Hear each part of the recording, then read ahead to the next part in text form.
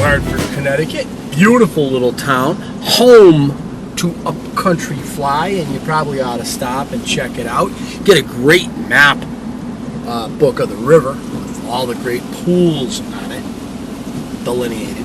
So do that. Get in there, get something, talk to the proprietor, find out what you need to use if you're coming to the Farmington River. Support your local fly guy. But this community was devastated by the 55 flood.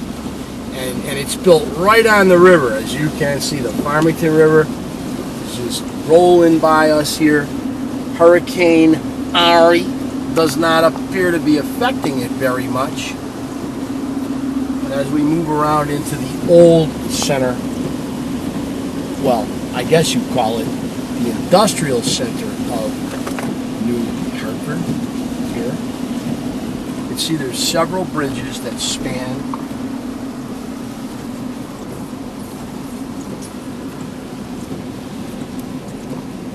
You see why people enjoy the Farmington River out here. Not only has it got great water, but when you're done fishing for the day, there's all kinds of little pubs and pizza joints and shishi restaurants that you can partake in if that's what you like. And the river's right there, right below the tree line here.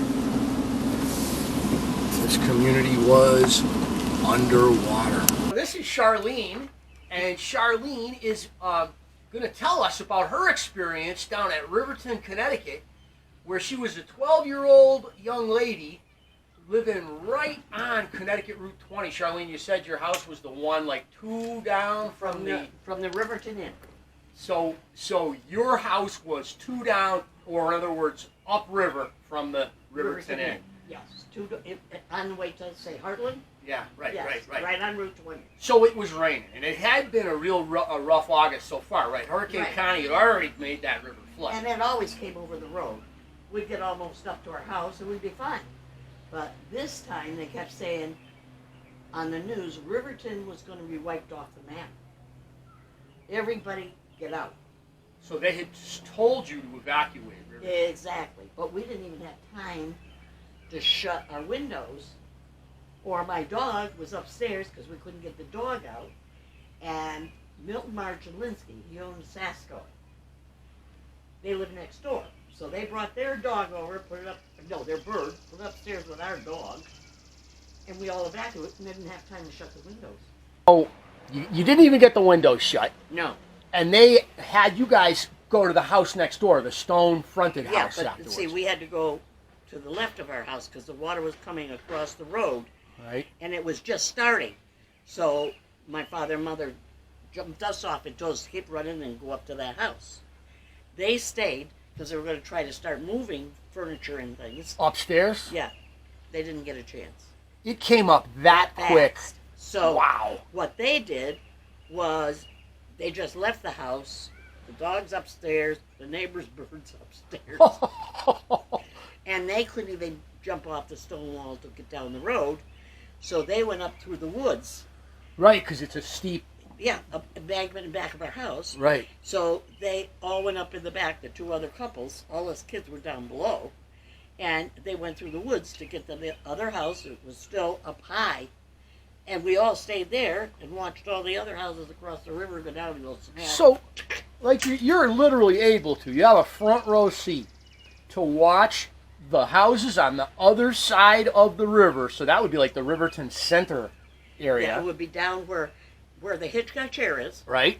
Down that road, there was all little houses. Yeah, they've rebuilt some, right? Yeah, well, not on the river. Not on the river. No. So those houses were literally, you watched them. Come down in one piece. The whole house. The whole house. And it would hit the bridge, and it would be like a matchbox. Wow, and that iron bridge just hung there. It didn't move. No, never moved. Washed out on both sides. So it was like an island. Yeah. Now, your brother was trying to help him move furniture in the Hitchcock chair company. So he's on the second or third floor, and they got a rope. So they all had to come out with ropes over the river to the bridge where somebody could pick them up. Because it came up so fast, they got trapped in the Hitchcock chair factory. In Hitchcock. Wow. And my mother's hysterical because my brother had just died, in the service in 1954. Your second brother had just... And now it's his brother. Right. Is up there, and he's coming out with this rope to get to the bridge. Wow. My mother's hysterical, saying, "That's my other son, and he's going to go down the river. I'm going to lose him too." Wow. And I can remember, I was a little kid, thinking, my brother's going to go in the river and die too. Yeah. You talk about trauma. So we're now moving into Riverton, Connecticut, where we're being told to be kind. When have you ever been kind? I've never been kind, Sam. Not a kind I'm person. a very kindless person. Yeah. I had the Mexican kids that were fishing with me on the ocean the other day call me cruel because I was slapping the eel to stun it because I didn't want it to tie itself in a knot on them. And look at this. Here it is. The Royal Coachman Tavern and the Riverton Inn. And right across, yes, the Hitchcock Chair Company, historic Hitchcock Chair, now the Riverton Self-Storage Company. And Riverton, Connecticut has really taken advantage of the Farmington River, which destroyed Riverton, by the way, not many years ago, especially this side of the river that we're on here. Here in Connecticut, rather than complain about people getting their river dirty, right? The people of Riverton have put in picnic tables,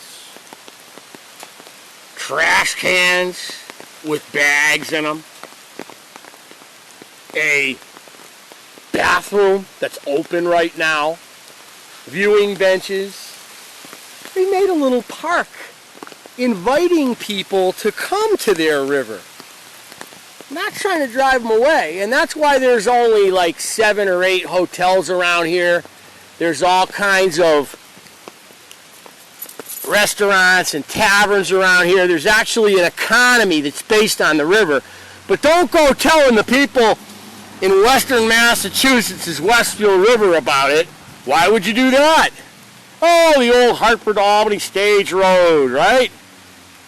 Little history here, nice. Barkhamsted was originally built as a post stop before it was even called the Stage Road. It was like a, yeah, whoever that is. But it was a single house. And Colonel Justin Hodge, Good old Justin. Civil War hero. Today, the Farmington River is very high, but my net has come in handy because I've got some chanterelle mushrooms sprouting here. You can see a small one right here. You see that one? We're going to grab it. It's a little old, but I'll throw it in there anyway. These, I believe, are like the cinnamon chanterelles. I know that these are chanterelles. I don't know the subspecies. Oh, we got some boulettes right here. Look at the boulettes. Beautiful boulette right there. Let's check it out. Ooh. Oh, that boulette right there is going in the little box. We're going to ID that. And there's another one. Oh, somebody's got him. Somebody got at him.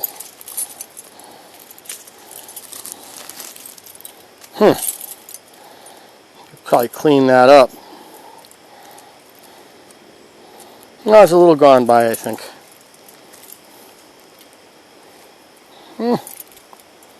Beautiful little boulette. I'll keep it. I can't get rid of him.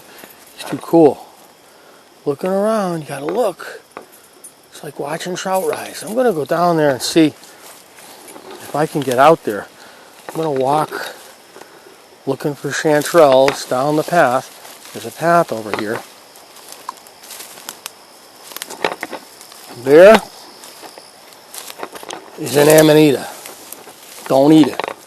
Amanita. It's okay to touch them, but I ain't eating that.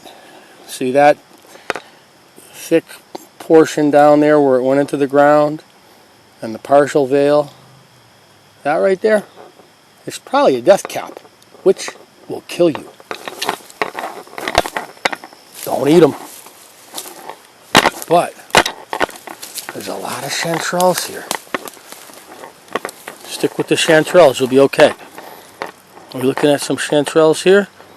No, I don't like how they look. Oh, right here, look.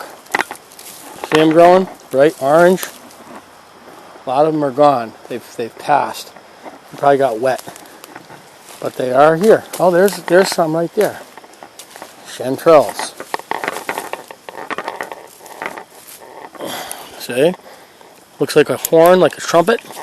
And if you look, you can see the gills are not regular.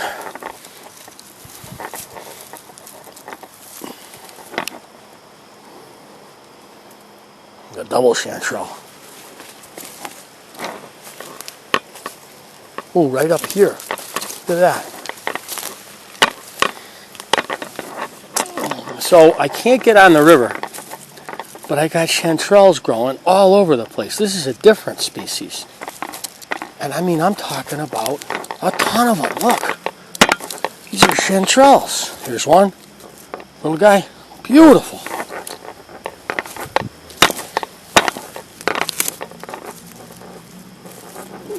Look at that guy. Beautiful chanterelle. There's another one. Yeah. These are choice, edible mushrooms. When I say choice, they're choice. These are as good as it gets. I am in a regular,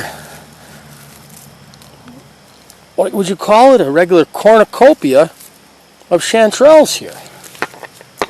And as I look down the path, there's some more.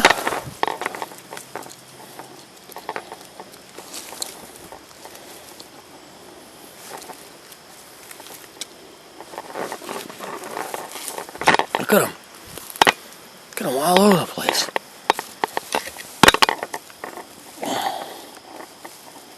Now, the river's real high. I was kind of bumming because I'm like, get any trout out there,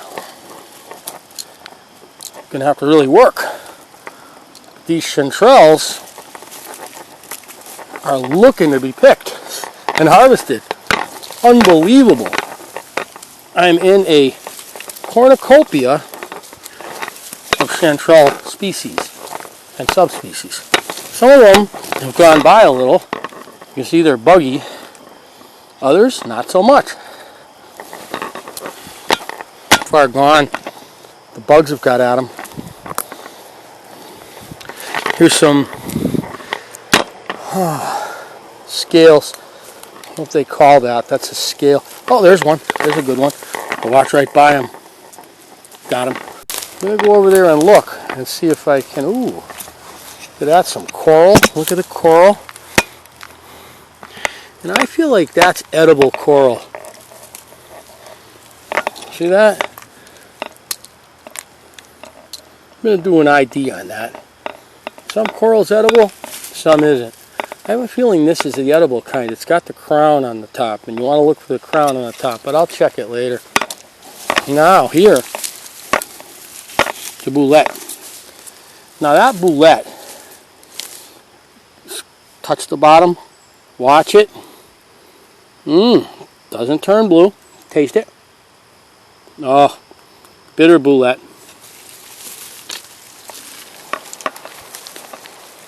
When I say taste it, stick your tongue on it. If it's bitter boulette, you will know very quickly. No ifs, ands, or buts about it. Actually kind of amazing that more trout guys aren't looking for mushrooms on their way into the rivers that they value so much. I think mushrooms are one of those things that you say, geez, I better not eat that. Because you were told when you were a little kid, don't go eating any mushrooms. And as a result, you stay away from mushrooms. And, oh, you're missing something, I think. Learn your species. Make your IDs. and check and double check. If you have to do a spore print because you're not sure, do a spore print. Ooh, look what I walked right by. Look at these guys. Chanterelles. There they are. Those are them little orange guys.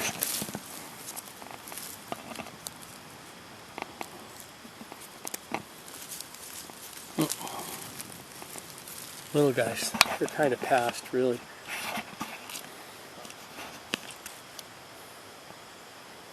Not in this forest. They like. There's some more of them little orange guys.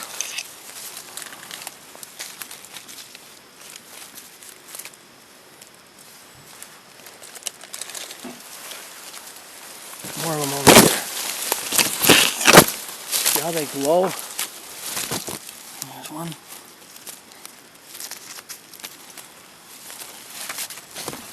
There now.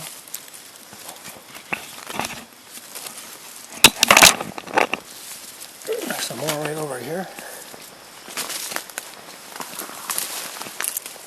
Coming up from the forest floor. Hiding under that leaf. Beautiful.